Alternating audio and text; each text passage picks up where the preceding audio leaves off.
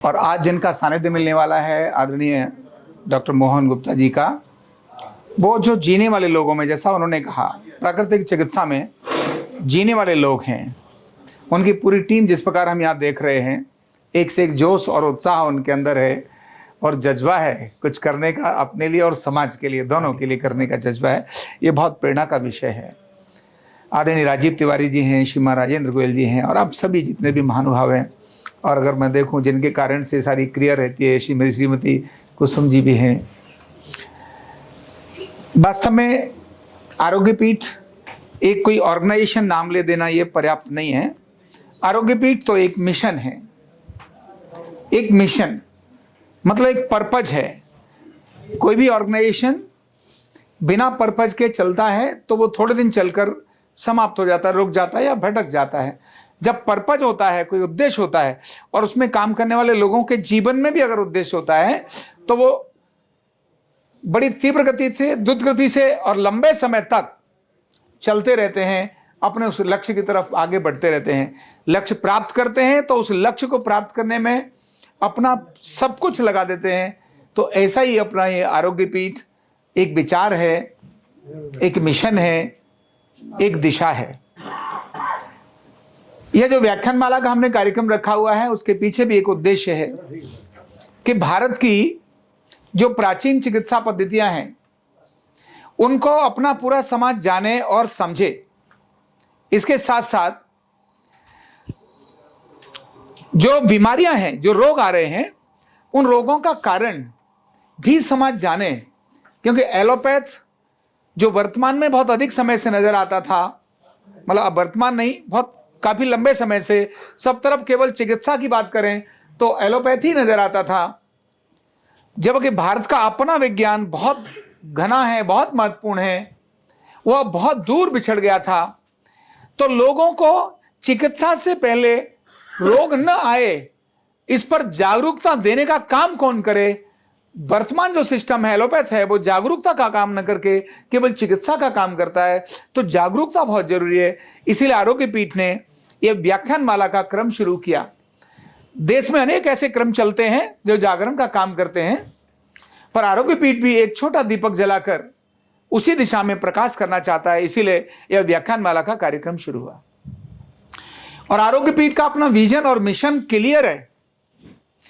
क्योंकि मैं खुद एक पारंपरिक चिकित्सा परिवार से हूं। मेरे पिताजी मंत्र के चिकित्सक थे और मेरी इलेक्ट्रॉनिक्स में पढ़ाई होने के बाद भी मैं अपने इस लाइन में आया और तब से मैंने अपने जीवन का भी इसको मिशन बनाया।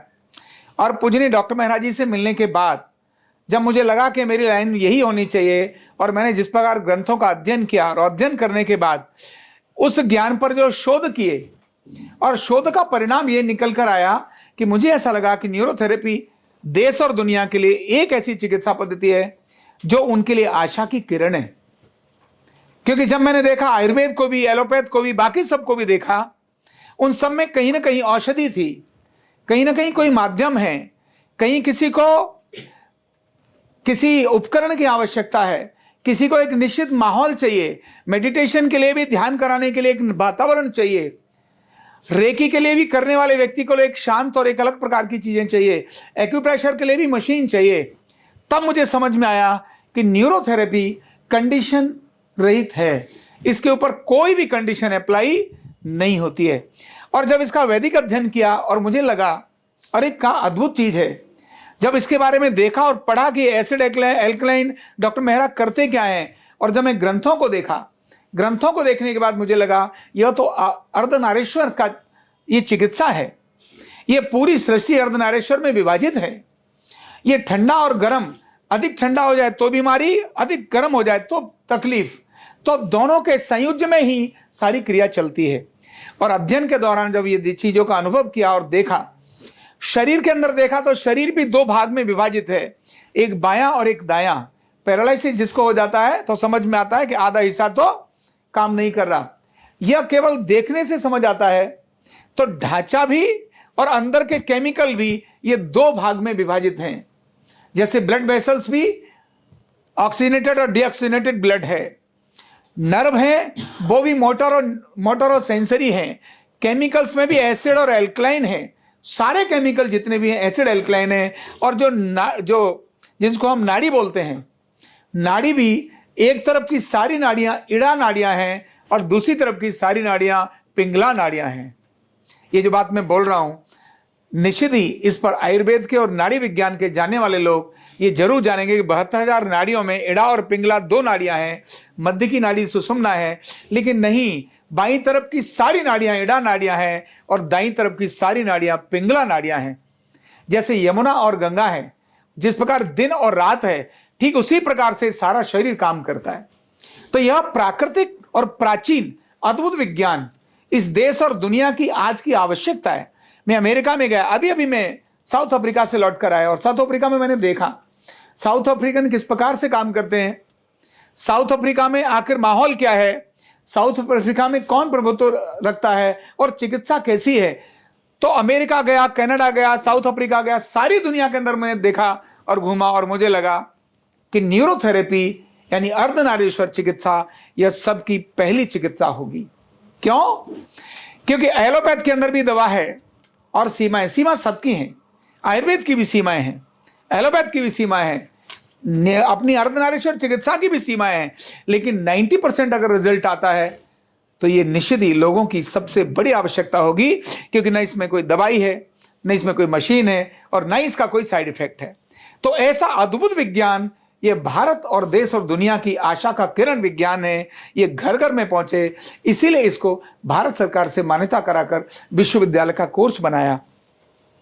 और इस कोर्स के लिए जिस प्रकार की प्रक्रिया चल पड़ी है, वो निश्चित ही जो आरोग्य पीठ जिसका सोचता है कि सारे दुनिया के अंदर घर घर में इस पारंपरिक चिकित्सा को जानने वाले लोग हों, अर्धनारीश्वर चिकित्सा को जानने वाले लोग हों, और हर गांव के अंदर एक परिवार ऐसा हो जो इससे लोगों का आरोग्य करे, उनको ठीक करे और अपनी आजीविका चलाए, तो आजीविका का कारण भी बने और आरोग्य का कारण बने, यानी प्रिवेंशन का भी कारण बने और क्योर का भी कारण बने, ऐसा यह बने, ऐसा अभियान लेकर आरोग्य पीठ चला है।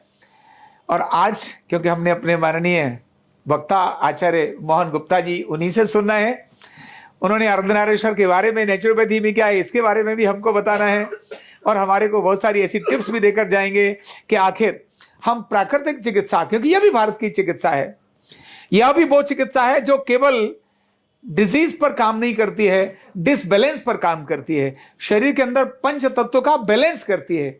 जो हम अर्धनारीश्वर चिकित्सा में डेफिनेशन देते हैं कि डिस ईज कुछ भी नहीं है, ईज आपकी डिस हो गई, इसीलिए डिजीज हो गई। डिस ईज क्यों हुई? क्योंकि डिस ऑर्डर हुआ, आपके शरीर के सिस्टम्स हैं कुन जो डिसऑर्डर हुए, यानी ऑर्डर को डिस हुआ, और अर्धनारीश्वर चिकित्सा इसी डिसऑर्डर को ऑर्डर में लाती है, क्योंकि डिसबैलेंस जो हुआ है उसको बैलेंस में करती है। तो डिसबैलेंस को बैलेंस में करेंगे तो डिस ईज अपने आप भाग जाएगी, हमको डिस ईज पे काम करने की जरूरत नहीं है। पारंपरिक चिकित्सा जो हमारी प्राकृतिक चिकित्सा है, प्राकृतिक चिकित्सा भी इसी डिसबैलेंस को बैलेंस में लाने का काम करती है, डिस ईज पर काम नहीं करती है। तो आरोग्य पीठ जिस मिशन को लेकर चला है, भारत की सारी पारंपरिक चिकित्सा पद्धतियां आगे बढ़े, न्यूरोथेरेपी उसमें से आदर्श हो, तो उसी क्रम में आज प्राकृतिक चिकित्सा, उसके बारे में आदरणीय मोहन जी हम सबके बीच में रखेंगे।